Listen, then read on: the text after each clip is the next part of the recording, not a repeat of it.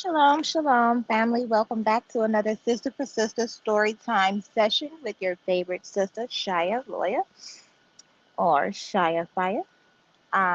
Today we are continuing chapter 5, the rape of the Shtetl or the Jewish city, and the book against the apocalypse. One moment.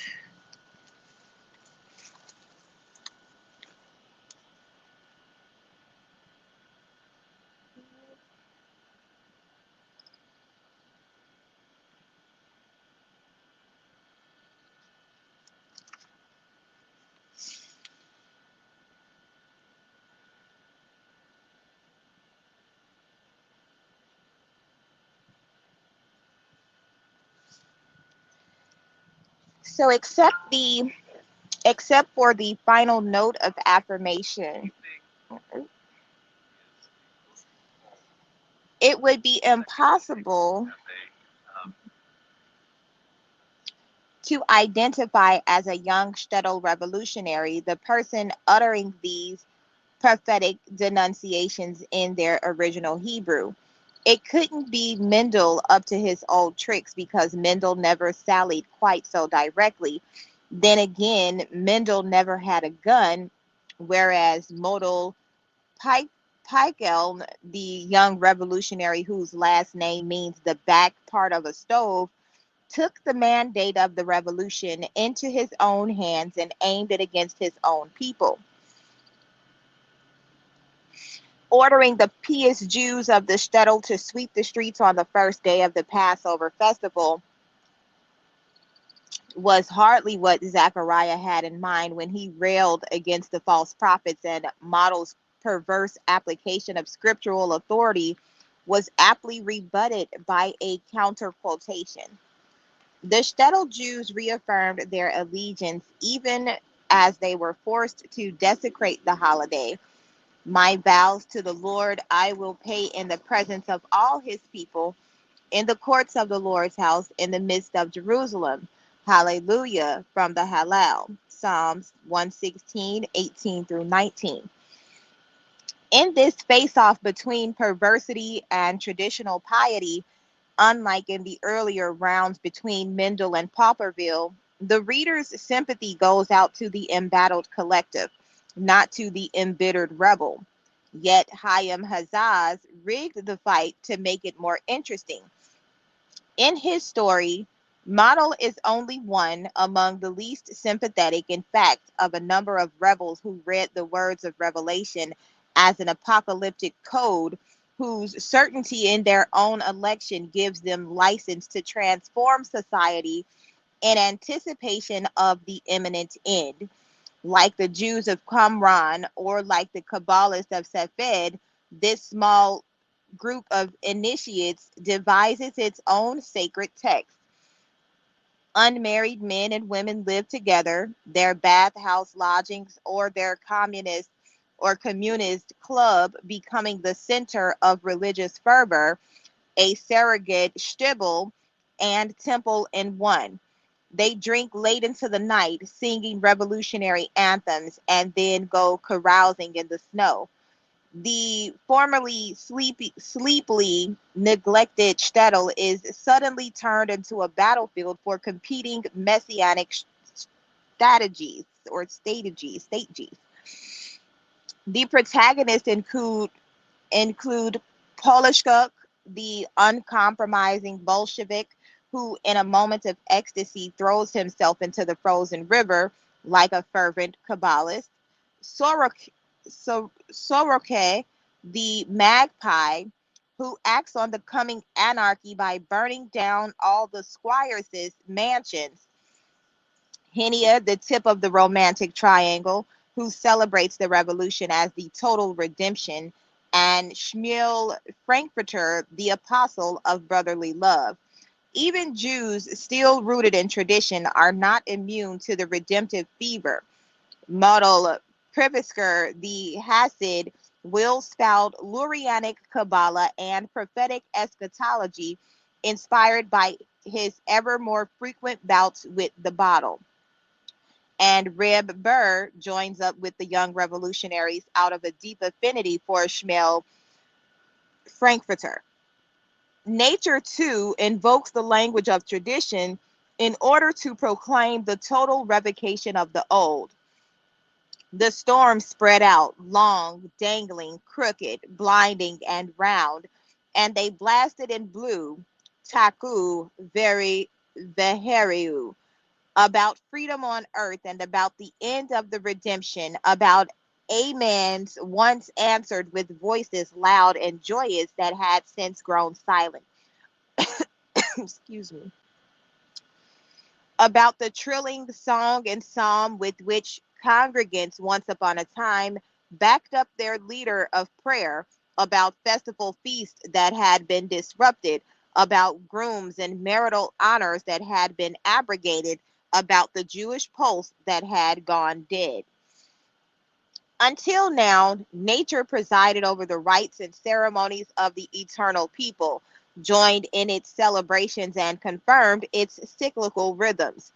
The fact that nature still speaks in a Jewish idiom, something it has been doing on the record at least since Mendel's day, is highly deceptive, for nature is now throwing her malevolent force behind global renewal. It will be a clean sweep, regardless of Judaism's former splendor.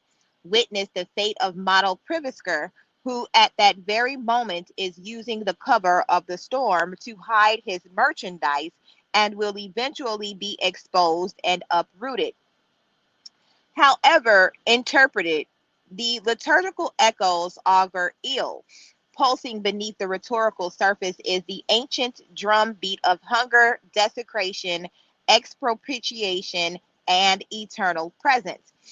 In this small scale revolutionary battle raging within the confines of each family within each shtetl or city, older patterns reemerge and reaffirm the terrors of the past.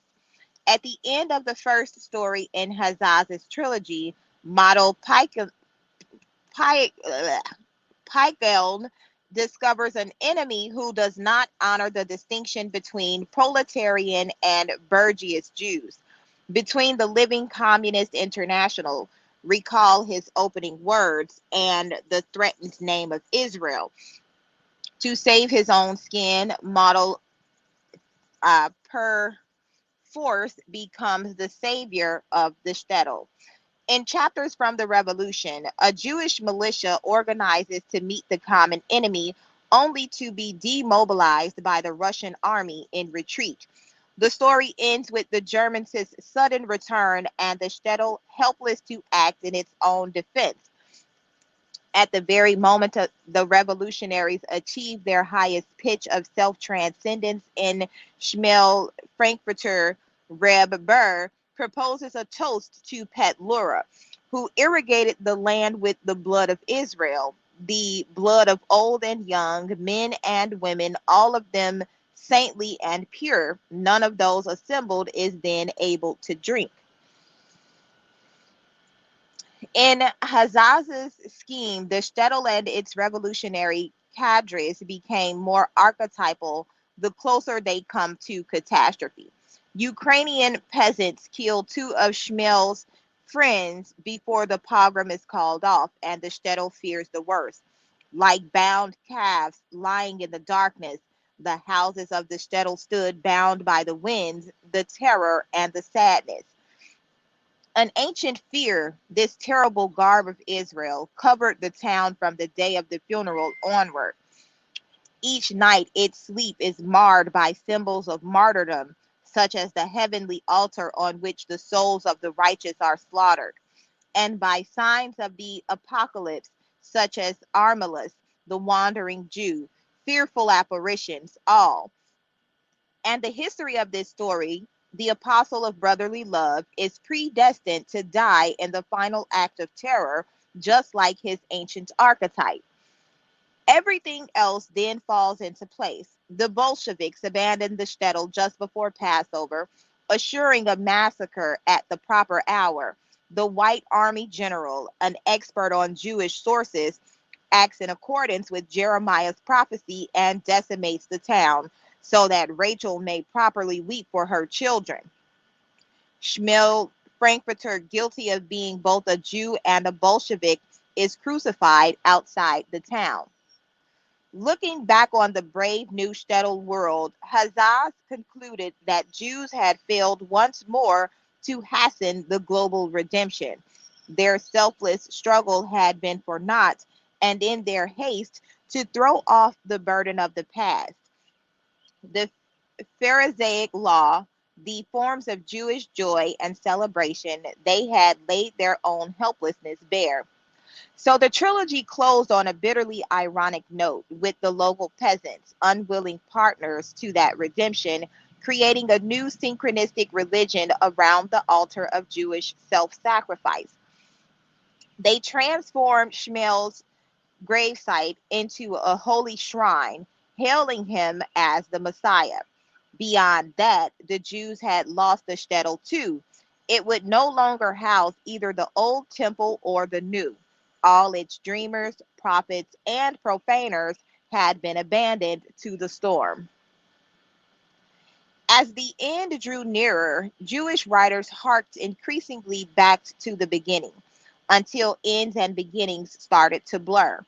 Even though, as we have seen, the response to catastrophe no longer implied, in its use of archetypes, the same theological arguments of or the same redemptive faith, the old archetypes continued to resurface with new meanings attached. The novelist, whose point of departure was the actual observable community, discovered the great importance of the covenantal claims of Jewish catastrophe.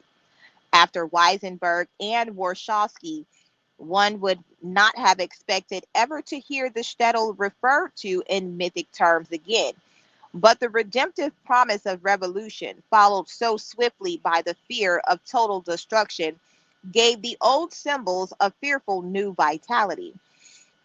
What the class struggle did not split asunder with apocalyptic fury, the wrath of the Gentiles would finish off. Even if all the shtetl's wayward children were to close ranks in the face of destruction, its last stand would be theirs too. Once disabused of the great revolutionary hope, Jewish writers found pitifully few options still open. The attempt to create a surrogate shtetl on the ruins of the old way of life, to build, say, a Jewish commune on Polish soil, was no more likely to succeed than the ideal communist state, a lesson I.J. Singer's hero learned the hard way. Abstracting the revolution into radical messianism, younger brother I.B. Singer showed how the Sebastian hearsay transformed the shtetl into a 17th century Polish Sodom. If we read Satan in Gore as a shtetl novella of the 1930s, surely one possible interpretation among many, we see how the revolution, born of post-war chaos, gave free rein to violence, hatred, raw sexuality, and self-destruction, until all that could save the shtetl from itself was the imposition of God's will, the rigid conformity to religious belief and virtue. For the impulse of man's heart is evil from his youth, Genesis 8:21, was Singer's working hypothesis, and if Stalin didn't clinch the case, Hitler surely would. Those who were trapped in Poland discovered exactly how forsaken the shtetl really was. In the short span of 6 years between his first shtetl novella and his last, Mikołaj Bursztyn charted the shrinking universe of Polish Jewry. Over the Ruins of Ployne, 1931, ended with the hero's father leaving the shtetl for Palestine to the sounds of Hatikva, interrupted by a Bundist anthem, while the hero himself reserved judgment as to which of these alternatives would save the collective. Framed by two cemeteries by the rivers of Mazovia, 1937, began with the brotherhood of man in the rows of crosses, the mass graves, and the Stars of David in the military graveyard of World War I, and ended with the two protagonists swearing to rebuild the shtetl as they stand by the graves of their beloved killed in a pogrom. This pitiful gravesite ritual, this attempt to consecrate the living by venerating the dead, could hardly dispel the overwhelming sense of impending doom. Writing the second novel partly in response to the recent pogrom in Perstik 1936, all mention of which was banned by the Polish government, Burston was not even free to call it by its name. Thus, in what may be the most bizarre instance of persecution and the art of writing, Burston referred to his fictional town of Smolin as Samalin, the pogrom as a typhoon, and the Polish rioters as coolies. Smolin was actually quite a funny place where, for instance, the rabbi's daughter was an expert on food who busily psychoanalyzed her own and her father's inhibitions. At the edge of the abyss, wrote Itzik Manger in 1939, even laughter becomes desperate. With an eye for comic discrepancy, Burston noted how things got better for the world at large, while Shtetl Jews reverted of necessity to their old way of life. There are many things in town which the Smoliner or Jews make do without. They make do without radios, which every Smolin official has in his home. They make do without the public baths that City Hall put up. Even the young people who once stopped at nothing to institute a new order in Smolin now make do without books because the library they assembled over these 18 years is taking a rest in some cellar or other. The Smoliner, who tasted worldly pleasures for so brief a time, became avid penny pinchers once more. A Smoliner learned to live on a gulden a day, on half a gulden, even on no gulden at all, and in other areas too, in their clothing, their food, and in their walks, only on certain streets. There are two Smolins. What Burston could not have known is that this retrograde movement back to pre industrial time, back to a ghettoized existence, would culminate in total destruction, in the eradication of the shtetl from the map and its Jews from living memory. Zionism was the last hope, and it is to Zionist writers that we must look for any possible assurances of continuity. For in their personal attempt to retrieve the shtetl out of distant childhood memories, Hebrew novelists Yehuda Ya'ari and S.Y. Agnon were also acting on a central impulse of Zionist ideology. The desire to resegregate the Jews, to translate medieval notions of corporate autonomy into a modern nation state, to rehabilitate the Kahila in the face of renewed anti Semitism and the failure of emancipation. A mysterious line links the medieval ghetto to the shtetl and thence to the yeshuv, the Jewish settlement in Palestine. Each is a construct of collective survival, and each is built upon the one before. Thus, the shtetl novella circles back on itself as one corporate entity gives rise to another. Thus, the pogrom poem, by dint of progressive expansion, comes to encompass the possibility of an all-out pogrom. Literary continuities seem to have some bearing on historical reality. The Zionist image of the shtetl is the more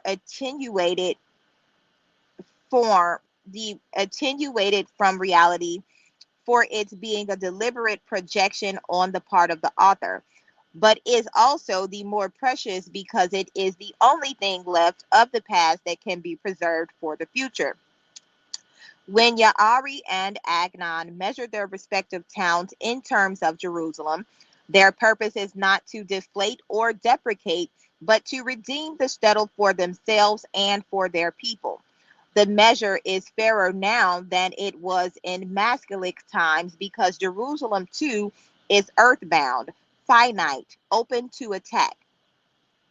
Both writers read their lives as a map of Jewish history, and cutting through the center of both is the great divide of World War I. This war has changed the world's order. Yaari's narrator explains to his father. It has separated us by 1,000 generations. Agnon's narrator returns to a home he can barely recognize. So vast is the damage to life and property wrought by the war. Here the similarities end. Yaari works backward in a sweet retrospective from the springtime of rebirth, his adult life on the outskirts of Jerusalem, to the autumn of his childhood in the burning Shtetl. Agnon's persona, in contrast, is caught between nostalgia and nightmare, between the town of Shibush in its glory, his lost childhood and youth, and Shibush in decline, precisely mirrored in his midlife crisis. Nothing in Shibush, the name means trifle in Yiddish and confusion in Hebrew, has escaped the trials and traumas of World War I. All roads lead back to those terrible years. But even when they do not mention the pogroms or the war, they do mention things that had happened to them in those days. For instance, how a man succeeded in snatching some sleep in the middle of a battle, or bringing a jug of milk to a child whose mother had been hit by a bullet while she was nursing him. Much of the narrator's book, his ostensible reportage of a year spent as a guest for the night in the shtetl of his youth, is a chronicle of human suffering. Everyone has a horror story to narrate, whether it be Mrs. Bach and Frida, nicknamed the Kaiser's wife, telling their Jewish mother's saga, or Daniel Bach, who lost his faith and his leg during the war. The memory of sacrilege is reinforced by the landscape. The holy places have been plundered and left desolate. Mosses red as blood have sprouted on the king's well in the center of town, as if the angel of death had wiped his knife on them. No one can forget the gratuitous hatred and cruelty of the Gentiles toward the Jews and of men toward men. The narrator, too, sees his life as sandwiched between two destructions. The first destruction was abroad, and the second in the land of Israel. But when my house was destroyed abroad, I accepted the justice of the verdict and said, it is my punishment for choosing to live outside the land. Few can claim Shibush as their home, for in these days the towns of Poland are used to shedding their inhabitants by stealth, a few today and a few tomorrow, and one group does not grieve for the other, nor, of course, does one group envy the other. Those who stay remain there to be buried, and while they live, they do not procreate. Dispersed, exhausted, and traumatized, the people of Shibush have allowed the destruction to take its toll.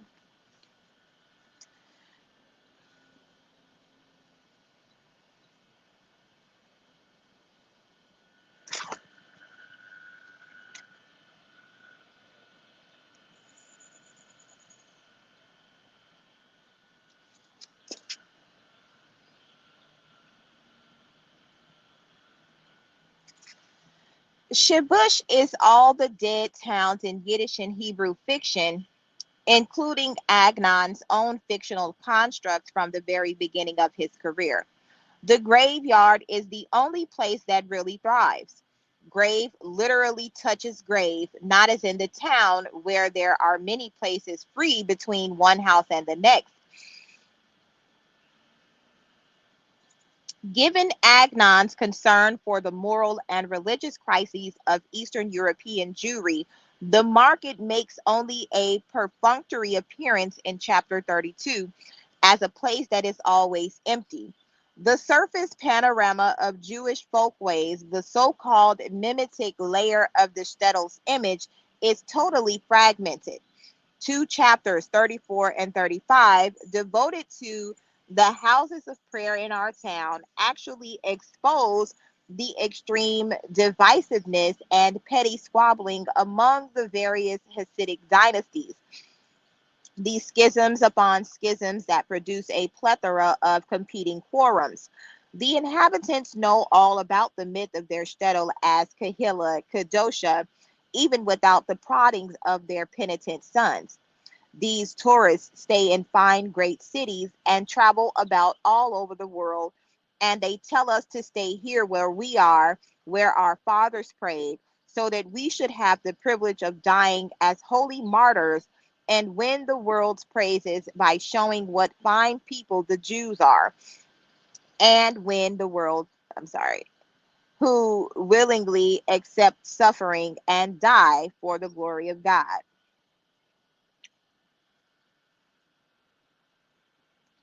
And as for those modern ideologies, including the author's own, that inform the making and debunking of the shtetl myth, socialists and Zionists present an unbroken record of failure.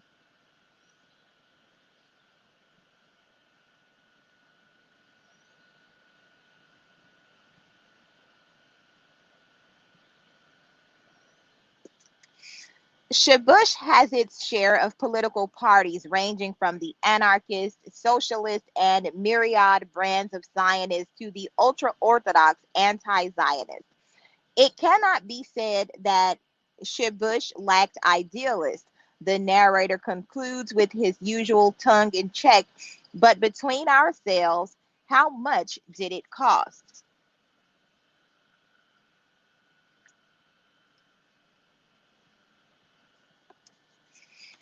Zionism occupies a middle ground by virtue of its dual character. Its call for revolutionary change was couched in the most familiar terms of faith and solidarity.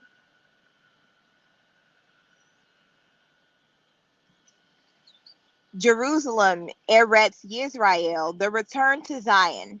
This was both the source of Zionism's appeal to the Jews of Poland and the source of its weakness. Anyone could espouse the cause without actually lifting a finger. Examples of such armchair Zionism abound in Agnon's Shibush.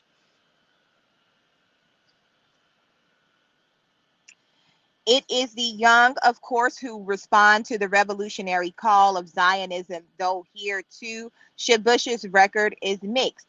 The fate of the two Yeruams, both of whom settled in Palestine, fairly sums it up. Yeruam Bach was killed in the Arab riots of 1929, whereas Yeruam Hofshi, or Freeman, returned home in anger. Early in the story, the narrator visits his comrades in the diaspora, the members of the Gordonia group, whose clubhouse, appropriately enough, is raised above the Shtetl streets so that one must ascend to its portals. The ascent is not difficult, for after all, there are only 5 small steps, but the top one is shaky, and you must take care not to be alarmed, for alarm can lead you to stumble. Their clubhouse, like every other pretense in Shibush, actually points to the shtetl's decline, with its rickety staircase, its dark interior, its windows that look out only on ruins. It is not a house, but a warehouse. Not even that, but a converted warehouse, and those who use it long to see something that lies far beyond the shtetl. This tragicomic description is followed by a lead passage that brings together the oldest and newest shtetl institutions. There are pious men in this country who have built themselves houses of study, and they boast that when our holy Messiah reveals himself, he will come first to their house of study. These young men, on the other hand, do not boast that the Messiah will come to them first.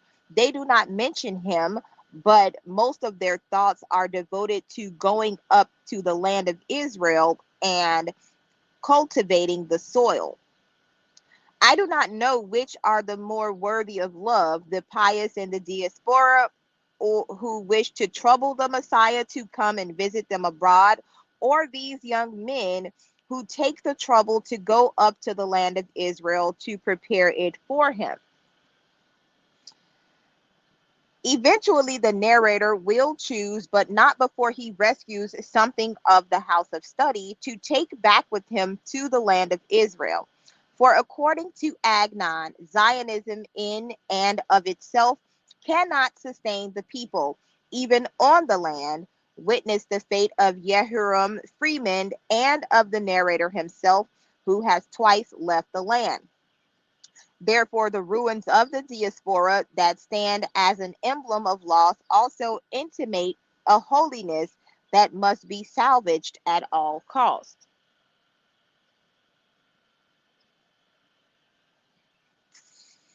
At the center of the shattered image of Agnon's Shtetl is the old house of study in the language of Jewish literature. Ever since Bialik, the Beit Midrash or Bes Midrash was the requisite backdrop whenever a writer wished to explore the individual's struggle with God and the crisis of tradition. We have already seen what Weisenberg and Warshawski did to burlesque that convention. Agnon's narrator makes his way there on the morning of Yom Kippur soon after his arrival. Like the great synagogue he prayed in the night before, the Beit Midrash is a shadow of its former self. Denuded of its sacred books, it is gradually losing its population too. But in contrast to Bialik's eternal student, who was drawn to the light outside the house of study, to nature and beauty, Agnon's narrator perceives a wonderful luminescence emanating from both directions, a light such as you have never seen in your lives, one light made up of many luminosities that draws him back to the deserted room and inspires his efforts at renewal. For the narrator's return, the Shabush on the eve of Yom Kippur signals an act of teshuvah, of penitence and reaffirmation, and the serenity he finds only in the house of study eventually grows into a love for his people in exile. Similarly, the key to the Bayit Midrash, which the narrator receives by default, the key which is misplaced and replaced, given and finally locked away, become the narrator's sole means of salvaging the Torah, the core of meaningful human existence.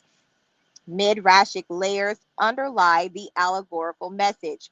The temple keys, which the priest had returned to heaven during the great destruction, and of which, in my understanding, multiple copies were reentrusted to synagogues in Kehillat Kodesh throughout the lands of the Jewish dispersion, were now in the aftermath of the Great War and on the eve of a still greater destruction, to be transported back to their original home and locked away for safekeeping in Jerusalem until such time as the temple was rebuilt. The hope and spiritual rehabilitation through a duplicate key to an old house of study and a fictional Shtetl in Poland is not much in the way of consolation, but Agnon's method is midrashic, bringing Torah and catastrophe, Israel and Poland, the narrator and the Shtetl into bold juxtaposition. Each pair is reciprocally enlightening, even as the Torah, Israel, and the narrator's sense of personal identity give new meaning to the life and death struggle of the Polish shtetl. So, in turn, does the shtetl live on through the Torah, the land, and the few repatriated Jews who, in 1939, could promise more.